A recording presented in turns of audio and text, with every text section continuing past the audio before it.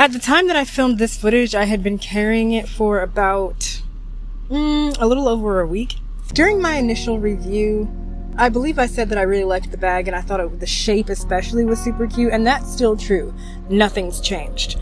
But now that I've had the opportunity to actually live with the bag, carry it around, put my stuff inside it, I feel like I am more equipped now to give a more informed review than what was my initial impression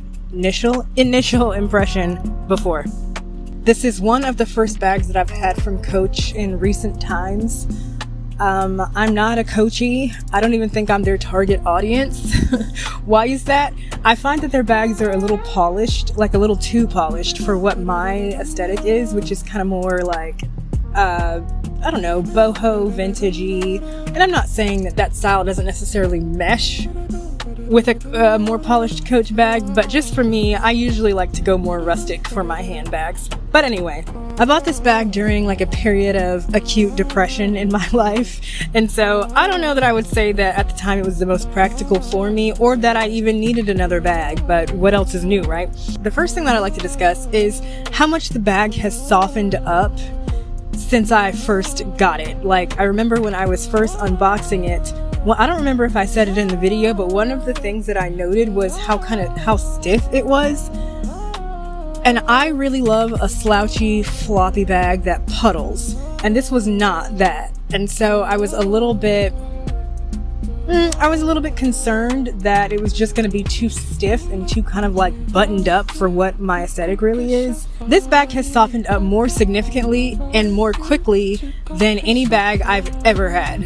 When I think about how stiff that bag was when I first pulled it out of the box in the dead of night while my family was asleep so I could do it in private and without shame, I had no faith that this bag would soften. I just thought, I guess this is just a stiff bag. So I am really pleased to report that it has softened up. Now, I did put some work into it. I did condition it, as I do all my leather bags when I first get them.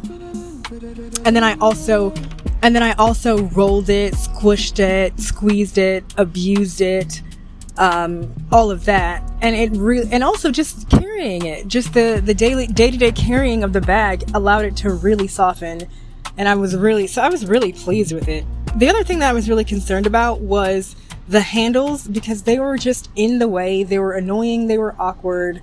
Not on my shoulder necessarily, but when you put the bag down, the handles would just spaz out. They would just go all over the place and just be like flopping in a very unflattering way.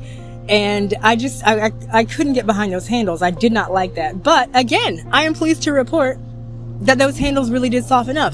And once again, I did condition them. I did kind of roll them. I did play with them so that they would soften up, and they did. So I'm pleased with, it's still not perfect. Look, it's still not perfect, but I am quite pleased with how, they're just always going to be like that. They're just always going to be, I just have to accept the fact that these handles are not going to get any better. And I'm pleased with how they've turned out. Okay, so this is the bag, and like I said, it is really soft. The pebbles are very small. I feel like Coachies are not that concerned with pebbles as are the fans of some of the other bags that I buy from. I don't feel like I even need to really mention it. They're fine. I don't think a Coach audience is really too concerned with but the pebbles weren't big enough, they were small and fake feeling. I don't think that's a thing that the Coach girls really care about, so I won't spend too much time on it. I like that, but anyway, when you buy from Coach, I feel like you're not buying because their pebbles are big and natural. That sounds weird. The bag on the right is what I call my spirit bag. It is a go forth goods bag, like a tote bag. It's my favorite bag probably ever. Anyway, the reason I'm showing this bag is because I want to show that everything that fits in the spirit bag will also fit in the Erin. Watching this bag now is making me want to move back into the spirit bag. It's beautiful. Sorry, Erin girl. I've emptied my other bag. I've got all my stuff laid out here. The first thing that I have that I put in all of my bags is a PLG pinch pouch. It's the large pinch pouch. This bag here is one that I carry with me and put inside every bag that I have. That goes with me everywhere, and I put that in first because everything else has to fit around it.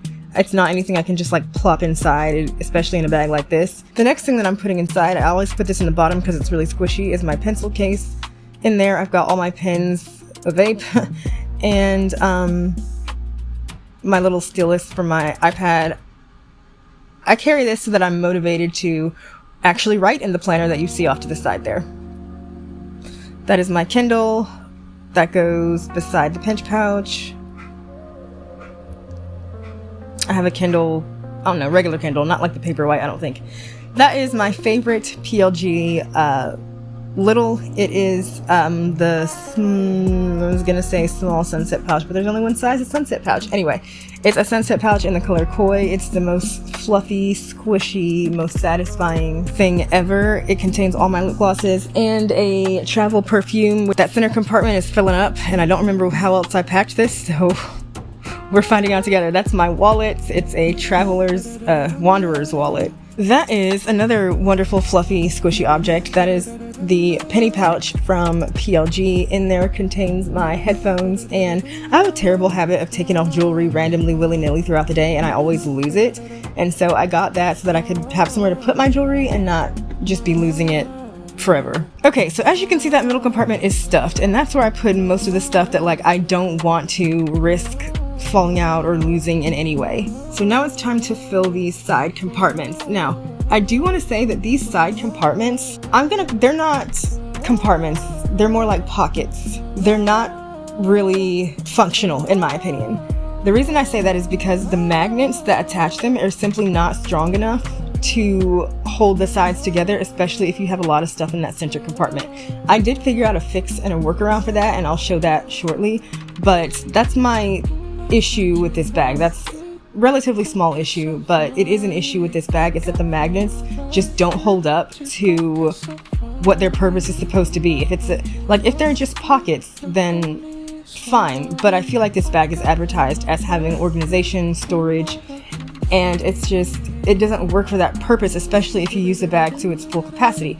I feel like I should be able to open this bag, use the bag as intended, not overstuff it, and have all of the closures and snaps and zips and whatever work how they're supposed to, and I feel like these magnets just don't do that. Okay, so if I have nothing in those pockets, as you can see, it snaps fine. So now I have to pack the bag to accommodate those magnets. So I put that off to the side so it doesn't interfere with, oh, that's my canoe pouch from PLG. It has my charger in it. I put that off to the side. That's my planner. Okay, so now with that canoe pouch on the side, it doesn't interfere with the snaps or the magnet in the center of the bag. So that is my Vera Bradley glasses case. It is very soft. Random pen. Okay, so as you can see, the magnets are fine so long as the zipper is not closed. That's my Sabrina wallet. I put that in the back pocket. That contains my change and insurance cards and whatnot. Okay, so now she's all packed up, and now we're going to try and zip it and see what happens. Okay, so you see how as soon as I zip it, those magnets start to fail, which I find very annoying. Because why make the bag if I can't use it to its full capacity? If that were a snap, it would be fine, but so it's really irritating. So my workaround for this is just not to close the bag all the way for the zip. You see? It's very annoying to me. Okay, so my workaround for this is just not to close the bag all the way that way, or not close the center portion all the way. So that way it allows those sides to kind of move outward and actually connect with the magnets. So yeah, and it's a fine workaround. It doesn't, I want to say it doesn't bother me, but clearly it does. It's okay. It lets me get into the bag a little easier, but I do wish that I could use the bag as intended without that happening. It is really annoying. But either way, I mean, all of my things do fit, and I carry a fair amount. Yeah, I can close the bag pretty. We'll see. No, I can't, because then those magnets start to fill again. This is kind of annoying me watching its back. It fits all my stuff. It's very cute. Love the shape of that bag. Very soft, as you can see. I really enjoy this bag. I just don't know if I can deal with the way that it is. Especially those magnets. Like, it's a little bit fiddly. It's a little bit fiddly for me. I think that's it. So yes, that's my review of the Erin bag. I think if you carry less stuff than I do, it'll probably be fine. But for someone who, of course, needs to be prepared for any eventuality, any possibility, I don't know if this is the bag for me, especially with the magnets the way they are. I don't know if I can get behind it. All right. Bye.